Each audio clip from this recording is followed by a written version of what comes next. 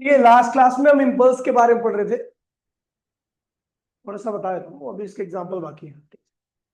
तो मैंने बताया था ये इम्पल्स क्या होता है, तो ये भी फोर्स का ही क्या होता है, एक इफेक्ट होता है। लेकिन जब फोर्स किसी बॉडी पे बहुत छोटे टाइम के लिए अपना इफेक्ट दिखाता है, तो उस इफेक्ट को हम इम्पल्स कहते हैं। क्या कहते हैं? The effect of force for very small time interval is known as impulse. यहाँ पर कुछ एग्जांपल रखे हैं कि आपका इम्पल्स होगा कहाँ कहाँ पे। जब आप बैट से बॉल को हिट करोगे, जब आप हथौड़े से कील में हिट करोगे, या फिर कोई बंदा सीमेंटेड रोड पे गिरता है, तो क्या होता है, वहां पर इंस्टेंट फोर्स लगता है। इतना जल्दी फोर्स लगता है कि उस फोर्स का मेजरमेंट पॉसिबल नहीं हो पाता। इन सारे, जब फोर्स का इंस्टेंट इफेक्ट हो किसी के ऊपर, तो हम उस इफेक्ट को हम क्या कहते हैं, इम्पल्स कहते हैं। और उस फोर्स को हम इम्पल्सिव फोर्स कहते हैं। क्या कहते हैं? Instant effect of force is known as instant effect of force is known as, क्या कहते हैं भैया, impulse. And the force is called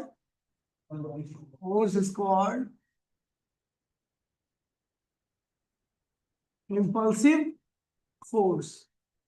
ठीक है भैया, जो फोर्स का इंस्टेंट इफेक्ट होता है उसको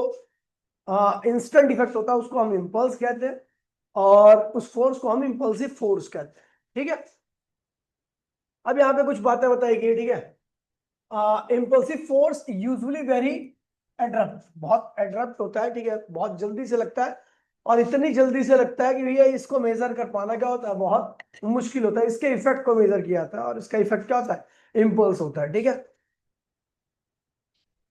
ठीक है, मैंने कल बताया था। अभी आज हम करने जा रहे हैं एक्सप्रेशन,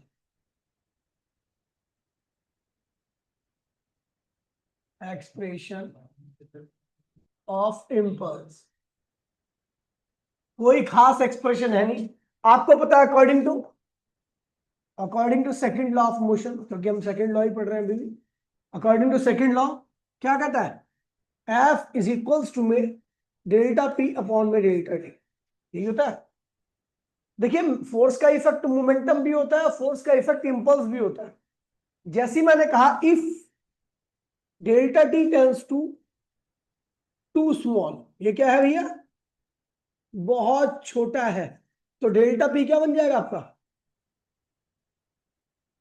इंपल्स बन जाएगा। क्या बन जाएगा? जैसे ही मैं टाइम को बहुत छोटा कर दूंगा, तो जो इफेक्ट होगा वो मोमेंटम नहीं होगा, क्या हो जाएगा, देन क्या लिखेंगे हम, एफ इज इक्वल्स टू में इम्पल्स अपॉन में डेल्टा टी। डेल्टा टी क्या भी है, बहुत छोटा टाइम है, तो इम्पल्स का फॉर्मूला क्या आ गया,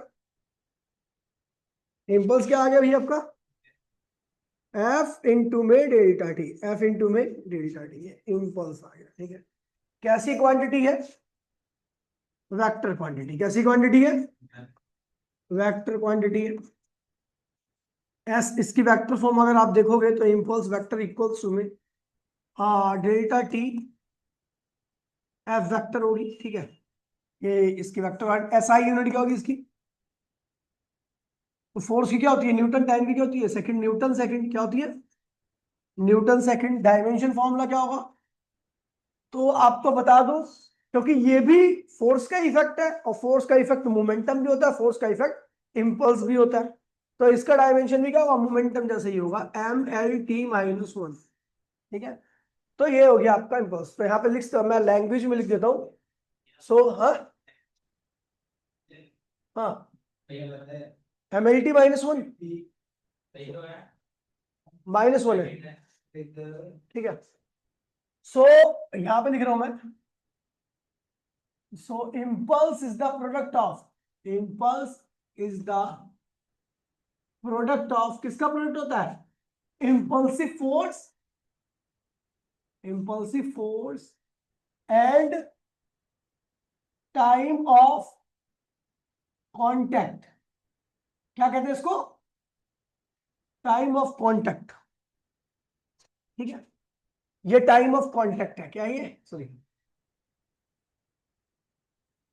टाइम ऑफ कांटेक्ट। और ये क्या है, कौन सा फोर्स है ये, आ गया, ये आपका इम्पल्सिव फोर्स। ठीक है, इसे ध्यान रखना होती है। आगे बढ़ते हुए तो मैंने कह दिया impulse is the product of time, product of impulsive force, impulsive लिखना चाहिए ना यहाँ पे, impulsive force, force and time of contact. ठीक है, ये हो गया।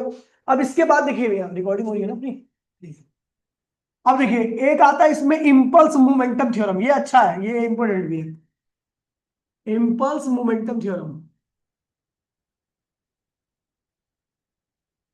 Momentum, impulse momentum theorem. देखिए ये भी आसान है, कुछ खास नहीं है। ठीक है, तो मैंने क्या कहा, हम जानते भैया we know F equals to में डेल्टा पी अपॉन में डेल्टा टी। ठीक है, मुझे पता है इम्पल्स और मोमेंटम सेम ही होते हैं, बड़े टाइम के लिए, जब टाइम का इफेक्ट ज्यादा टाइम, फोर्स का इफेक्ट ज्यादा टाइम के लिए होता है उसको हम क्या कहते हैं, मोमेंटम कहते हैं, और फोर्स का इफेक्ट कम टाइम के लिए होता है उसको इम्पल्स कहते हैं। ठीक है, तो मैंने क्या कर दिया, डेल्टा पी इक्वल्स में क्या हुआ, एफ इंटू में डेल्टा टी, ये हो गया। वी नो, अभी हमने पढ़ा इम्पल्स क्या होता है, एफ इंटू में डेल्टा टी होता है, एफ इंटू में, ये फर्स्ट इक्वेशन कर दो, इसको कर दो second equation, from first and second equation से हमारा क्या पता लग रहा है कि डेल्टा पी क्या है भैया, इम्पल्स ही एक्चुअल में, डेल्टा पी क्या है, डेल्टा पी का मतलब क्या, ये डेल्टा पी का मतलब क्या होता है भैया, P two minus P one, या final momentum minus initial momentum. तो हम क्या कहते हैं, इम्पल्स मोमेंटम थ्योरम कहता क्या है, तो according to impulse momentum theorem, impulse momentum theorem, change in momentum, change in momentum always equals to इसके इम्पल्स।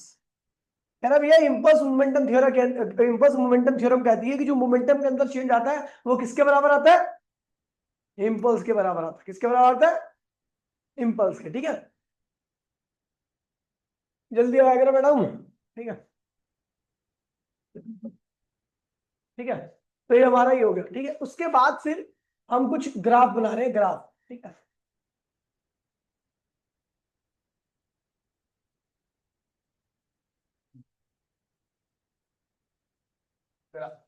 ग्राफ में हम बनाने जा रहे हैं एफटी ग्राफ। क्या बना रहे हैं, एफटी ग्राफ। देखिए ध्यान दिए प्लीज, इसको देखिए, इसके मैं तीन केस करूंगा, नहीं दो ही केस करूंगा। पहला है एफ कांस्टेंट, पहला केस में क्या है आपका, फोर्स कांस्टेंट है, और आपको पता है टाइम हमेशा क्या होता है, वेरिएबल ही होता है। क्या होता है, वेरिएबल, सबको पता है।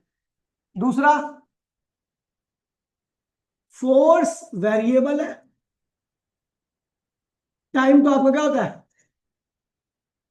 अब ये फोर्स जब वेरिएबल होता है ना, तो फोर्स दो तरीके से वेरी करता है। एक में जो फोर्स में बदलाव आ रहा है वो क्या होगा, कांस्टेंट, और दूसरे केस में फोर्स में जो बदलाव आ रहा है वो क्या होगा। अभी समझिए इसको, क्या है इसका मतलब। देखिए मान लीजिए पहले 1 न्यूटन फोर्स लगा, फिर 2 लगा, फिर 3 लगा, फिर 4 लगा, फिर 5 लगा, तो फोर्स बदल रहा है, लेकिन जो चेंज आ रहा है क्या आ रहा है, 1 से 2 हुआ, 2 से 3 हुआ, 3 से 4 हुआ, तो कितना चेंज आ रहा है हर बार, फोर्स के अंदर कितना चेंज आ रहा है हर बार, 1 का। तो यहाँ पर जो आपका फोर्स तो वेरिएबल, लेकिन चेंज क्या है, कांस्टेंट है। लेकिन अगर फोर्स मान लीजिए 1 हो, फिर 2 हो जाए, फिर 6 हो जाए, फिर 5 हो जाए, फिर 3 हो जाए, कुछ भी हो, तो यहाँ पर चेंज क्या होगा, वेरिएबल रहेगा। यहाँ पर फोर्स भी वेरी, इस वाले केस में यहां पर टाइम भी वेरिएबल रहेगा, यहां पर भी टाइम वेरिएबल ही रहेगा,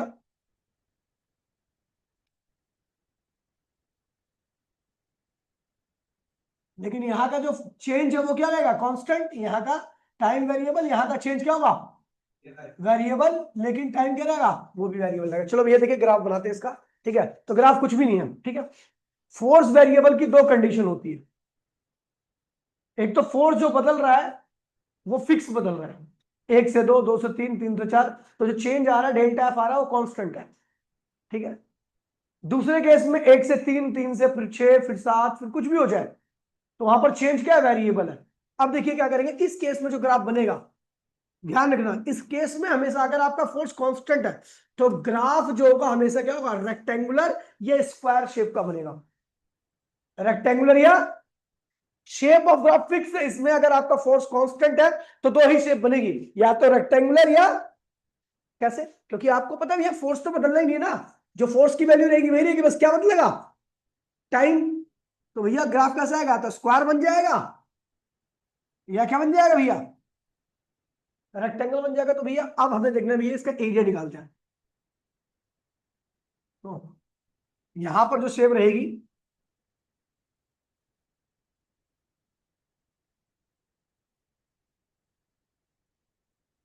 ओ,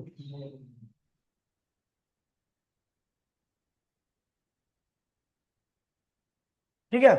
अब यहां पर ग्राफ की शेप हमेशा फिक्स है, दो ही शेप आ सकती है, या तो ये क्या रहेगा, या तो ये स्क्वायर रहेगा, या क्या रहेगा, ये रेक्टेंगल रहेगा। क्या रहेगा, दो ही शेप आ सकती है इस वाली कंडीशन में। और जब आप एरिया निकालोगे, area of F T graph, यहां पर क्या बन रहा है, कौन सा एरिया बन रहा है, स्क्वायर या रेक्टेंगल। स्क्वायर और रेक्टेंगल का जो एरिया होता है वो होता है लंबाई गुणे में चौड़ाई। अब आप बोलोगे एरिया, स्क्वायर का एरिया तो ए स्क्वायर होता है, साइड का स्क्वायर, अब वो भी लंबाई गुणा चौड़ाई करके आया है। ठीक है। तो जब भी आपका स्क्वायर या रेक्टेंगल बनेगा तो उस केस में आपका एरिया लंबाई गुणा चौड़ाई, तो लंबाई कितनी है भैया, लंबाई अगर आप देखोगे तो भैया ये है आपकी टी, डेल्टा टी, और चौड़ाई क्या है, एफ। तो ये क्या करोगे, डेल्टा टी इंटू में एफ, तो ये क्या आ गया भैया, इम्पल्स आ गया।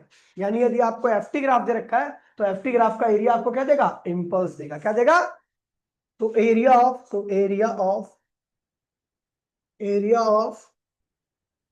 एफ टी ग्राफ क्या देता है, इम्पल्स। जितना बड़ा एरिया उतना ज्यादा इम्पल्स। ठीक है भैया। अब इन दो केस के ग्राफ देखिए, इस केस का ग्राफ अगर आप देखिए बनाने जाओगे तो इस केस में जब फोर्स वेरिएबल रहेगा और टाइम भी वेरिएबल रहेगा, लेकिन फोर्स के अंदर चेंज क्या आएगा, कांस्टेंट आएगा, तो ग्राफ की शेप हमेशा कैसी रहेगी, ट्राइंगुलर, मतलब ऐसे आएगा ग्राफ ऐसा। तो क्या बनने वाला है यहाँ पे, ट्राइंगल बनेगा। क्या बनेगा, जब आपका फोर्स वेरिएबल रहेगा लेकिन उसके अंदर जो चेंज आ रहा है वो कांस्टेंट रहेगा, तो इसकी शेप कैसी रहेगी आपकी, ट्राइंगुलर रहेगी। तो ये क्या हुआ, बेस क्या होगा, डेल्टा टी, और ये क्या हुआ, एफ। इसका एरिया निकालते हैं तो एरिया क्या होगा इसका, एरिया जो आएगा आपका भैया, शेप हमेशा रहेगी इसमें ट्राइंगल, कैसी रहेगी, क्या बनने वाला है, ट्राइंगल बनेगा।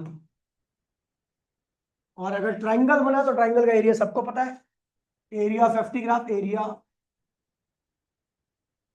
Of F T graph, F T graph क्या देगा आपको भैया, एफ टी ग्राफ निकालो यहाँ पे एरिया ऑफ ट्राइंगल निकालोगे,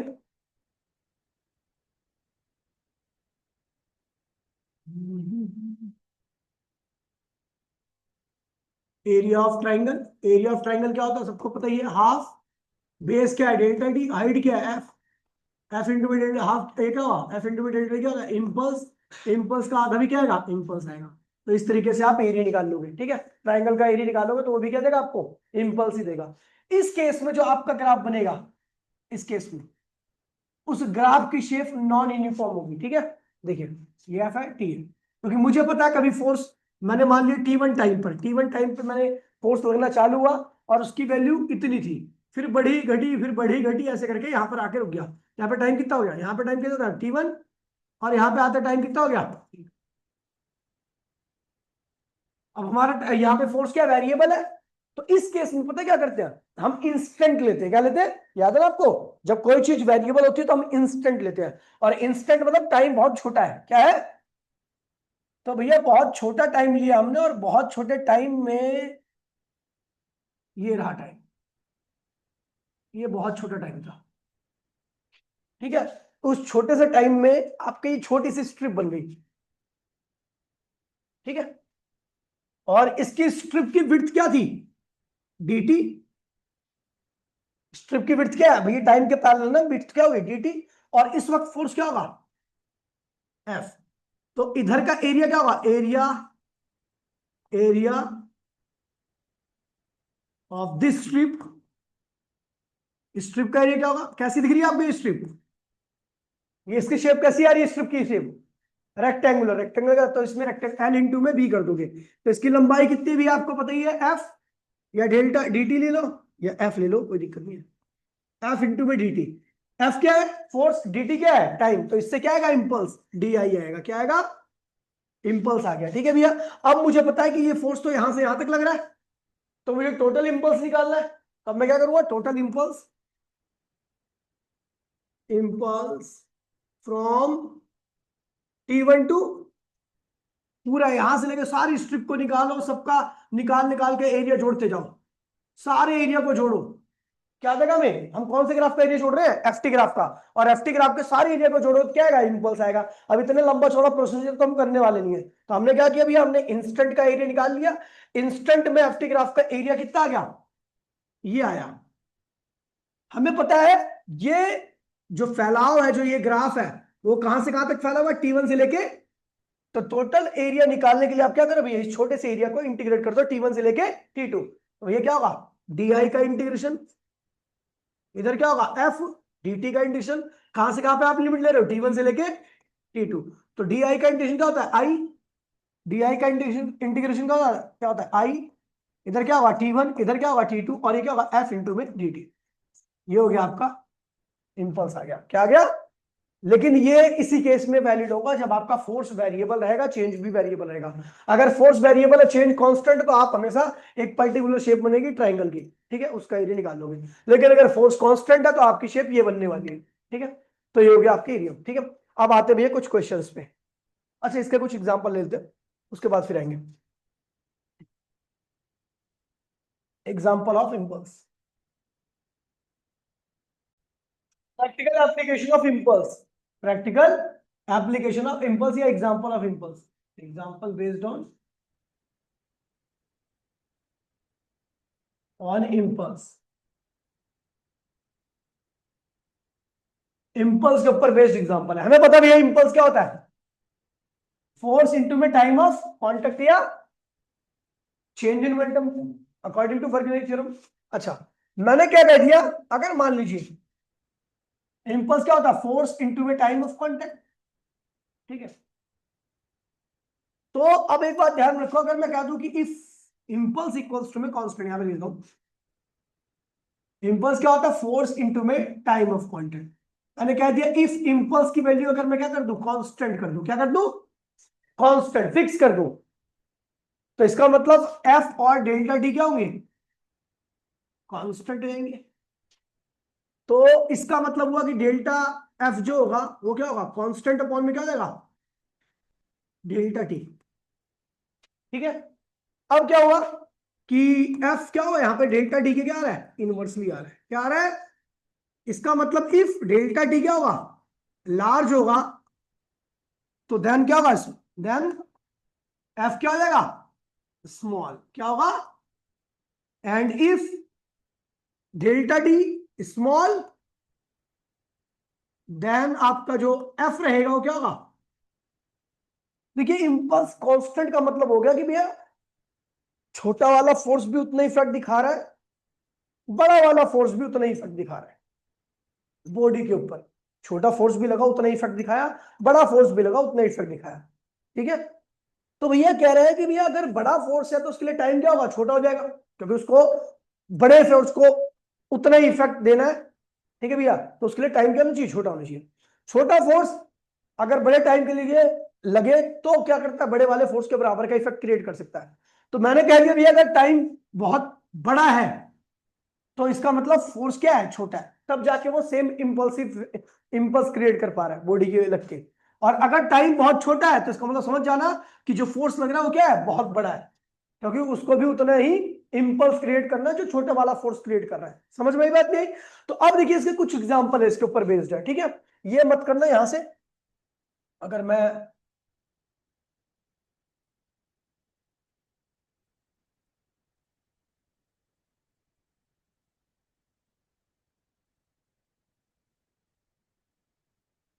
ये नहीं करना आपको, ठीक है, केवल यही करना है।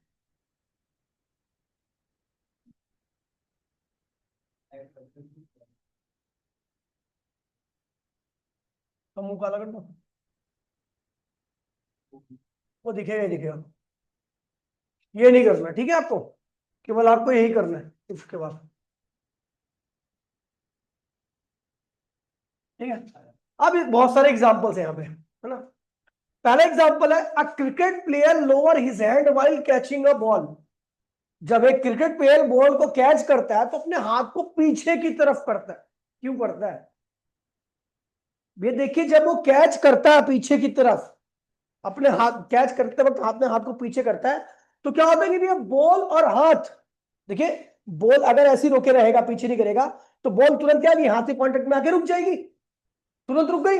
अगर हाथ पीछे नहीं करेगा तो बॉल तुरंत रुक जाएगी। यानी टाइम ऑफ कांटेक्ट क्या है, बहुत कम है। टाइम ऑफ कांटेक्ट क्या है, बहुत कम है। टाइम ऑफ कांटेक्ट बहुत कम रहेगा तो फोर्स की वैल्यू क्या होगी, बहुत ज्यादा रहेगी। उसके हाथ में चोट क्या लगी, ज्यादा लगेगी, अब फोर्स ज्यादा लग रहा है। तो इसलिए जब वो हाथ बॉल आती है उसकी तरफ ना, तो वो सडन बॉल को रोकता नहीं है, वो हाथ को पीछे करके काफी टाइम ऑफ कांटेक्ट को क्या करता है, बॉल को चलने देता है, बॉल को चलने देता है और अपने हाथ के साथ लगा करके बॉल को पीछे की तरफ लाता है। तो इससे टाइम ऑफ कांटेक्ट क्या होता है, बॉल का रुकने से पहले बॉल लगातार हाथ के कांटेक्ट में रहती है। यानी टाइम ऑफ कांटेक्ट क्या हुआ, टाइम ऑफ कांटेक्ट का मीनिंग होता है जब तक बॉडी चल रही है तब तक का जो कांटेक्ट होता है, जब तक बॉडी चल रही है तब तक बॉडी का जो कांटेक्ट होगा वही क्या कहलाएगा, टाइम ऑफ कांटेक्ट।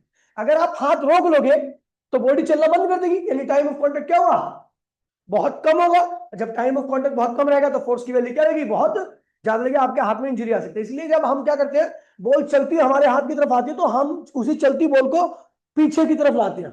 अभी बॉल रुकी नहीं है, इसका मतलब टाइम ऑफ कांटेक्ट क्या हो गया, बढ़ गया, और आपके हाथ पे इंजरी क्या आएगी, कम आएगी, चोट कम लगेगी। वही लिखा हुआ है, when the ball is caught, the impulse received by the hand is equal to the product of the force and time. ठीक है भैया, complete. By moving the hand backward, the cricketer increase the time of contact, और force क्या होता है भैया, इसकी वजह से काफी कम हो जाता है और उसको इंजरी वगैरह काफी कम होती है, ये ध्यान रखना है, ठीक है भैया।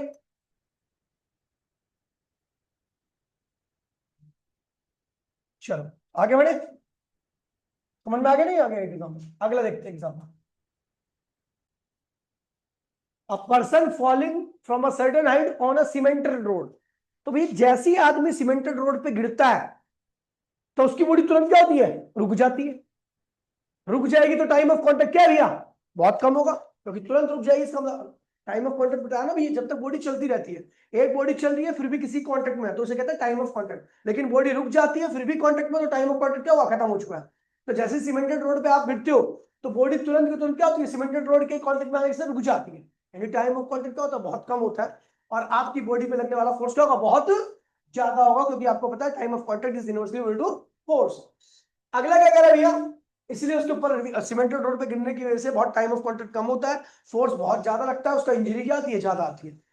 दूसरा कह रहा है भैया, ऑटोमोबाइल्स वगैरह में जो होता है शोकर्स प्रोवाइड किए जाते हैं। क्यों शोकर्स इसलिए प्रोवाइड किए जाते हैं, ठीक है, क्योंकि भैया जो शोकर होते हैं ना, वो देखिए, अगर शोकर नहीं होंगे तो गाड़ी तुरंत क्या होगी, जमीन के कांटेक्ट में आकर रुक जाएगी, है ना, धम्म से आकर रुक जाएगी।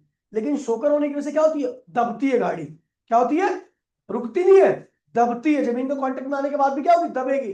दबेगी तो टाइम ऑफ कांटेक्ट क्या होगा, बढ़ गया। टाइम ऑफ कांटेक्ट बढ़ जाता तो जो जर्क वगैरह फोर्स वगैरह लगता है क्या होता है, काफी कम हो जाता है। अगला कह रहा है, buffers are provided with the bogies of the train.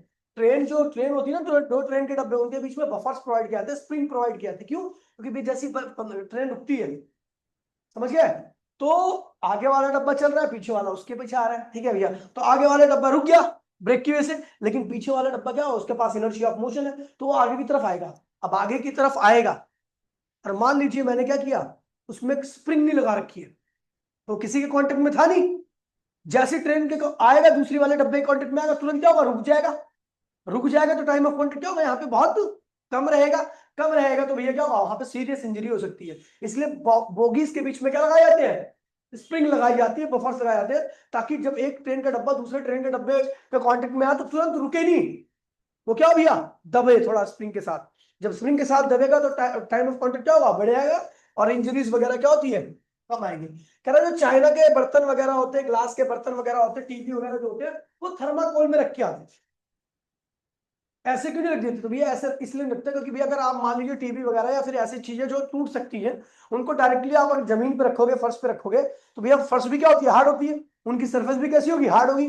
तो जैसे ही वो कॉन्टेक्ट में आएंगे तुरंत तुरंत क्या होंगे, रुक जाएंगे, टाइम ऑफ कॉन्टेक्ट बहुत कम रहेगा, टूटने टाटने की संभावना क्या होती है, काफी ज्यादा होती है। चाइना वेयर वगैरह जो डिश वगैरह होती है ना, जैसे प्लेट वगैरह काफी हार्ड होती है ना, सरफेस भी, जमीन भी हार्ड, वो भी हार्ड, तो तुरंत क्या होगी, उनका कॉन्टेक्ट में आके रुक जाएगी, और टाइम ऑफ कॉन्टेक्ट बहुत कम रहेगा, तो भैया फोर्स ज्यादा लगेगा तो टूट टाट जाएगी प्लेट प्लाट। तो भैया इसीलिए क्या करते हैं, बीच में थर्माकोल लगाते हैं। तो थर्माकोल लगाने से क्या होता है, जब जमीन के कांटेक्ट में आता है, दोनों आने लगते हैं, तो बीच में थर्माकोल लगने की वजह से क्या होता है भैया, रुकता नहीं है, वो दबता है। दबेगा तो टाइम ऑफ कांटेक्ट क्या होगा, बढ़ जाएगा, और चाइना वेयर वगैरह क्या होगी, टूटने से बच जाएंगे। ठीक है भैया। अब कुछ क्वेश्चन है इसी के ऊपर बेस्ड है, ध्यान दीजिए। कह रहा batsman hits back a ball. देखिए एक बैट्समैन है, ये बैट्समैन है, बैट्समैन का बैट है मान लीजिए, इसकी तरफ बॉल आ रही है, ठीक है। बॉल का जो, हाँ, बॉल का मास वगैरह रखा, ठीक है। कितनी स्पीड से आ रही है, V1 कितना है, 12 मीटर। कह रहा है इस बॉल को इसने दोबारा से इस डायरेक्शन में कर दिया, डायरेक्शन चेंज किया, बाकी कुछ भी चेंज नहीं किया, केवल क्या चेंज किया इसने, डायरेक्शन। तो V2 क्या होगी, -12 मीटर पर सेकेंड। ठीक भैया। तो कह रहा है भैया कितना इंपल्स लगा, कह रहा है ना भैया डिटरमाइन द इंपल्स इंपार्टेड, मतलब कितना इंपल्स क्रिएट होता है। इंपल्स क्या होता है, चेंज इन मोमेंटम के बराबर आता है, बोला हाँ। इंपल्स जो होता है वो किसके बराबर आता है, चेंज इन मोमेंटम क्या होता है, P2 माइनस P1। मोमेंटम क्या होता है, मास V2 मास V1। देखिए मास तो सेम ही रहेगा ना, केवल वेलोसिटी चेंज हो रही है। मास कॉमन लिए क्या होगा, V2 माइनस V1। ये अभी लास्ट ईयर के क्वेश्चन पेपर में आया था। मास कितना बॉल का, 0.15। V2 क्या है, -12, V1 क्या है भैया, 12। तो भैया सॉल्व करोगे, 0.15 गुणे में -24, सॉल्व कर लोगे तो आपका इतना इंपल्स आ जाएगा। ठीक है भैया, ये इंपल्स आ गया, इंपल्स नेगेटिव आता है। अगला क्वेश्चन देखिए,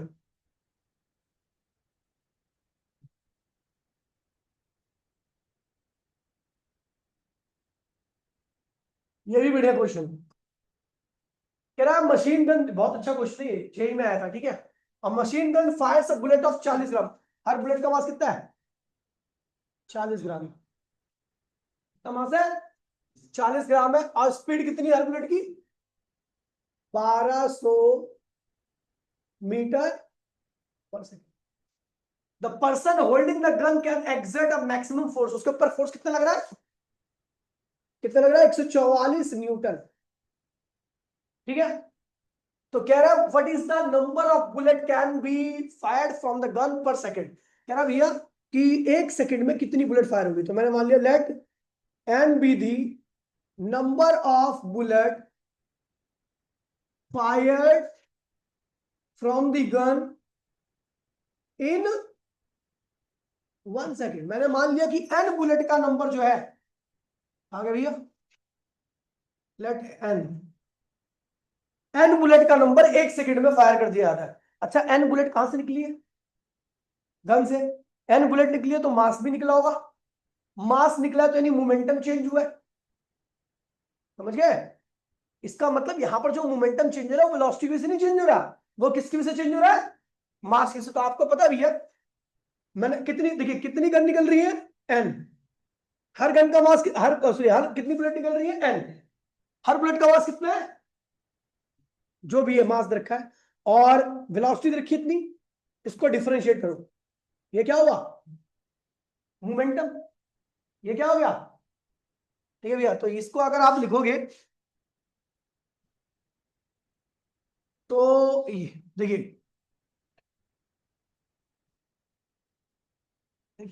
इसको एक तरीके से और कर सकते हैं, इसमें एन निकालना है, mass variable, rate of change of mass, velocity दे रखी है।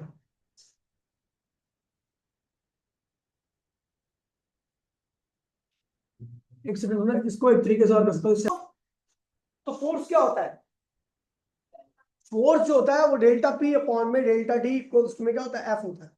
मैंने कह दिया इफ डेल्टा टी, यानी टाइम में चेंज कितना हो रहा है 1 सेकंड, यानी डेल्टा पी किसके बराबर होगा, एफ के बराबर हो जाएगा। अब आप फोर्स का होता है delta P upon delta T होता है, और अगर मैं टाइम में चेंज कितना ले रहा हूँ 1 सेकंड का ले रहा हूँ, तो इसका मतलब फोर्स किसके बराबर होगा, डेल्टा पी के। डेल्टा टी की वैल्यू 1 सेकंड रख दो, अब हो गया। मुझे बता रही है कि 1 सेकंड में मोमेंटम चेंज कितना होगा, कितना मोमेंटम चेंज होगा इनका।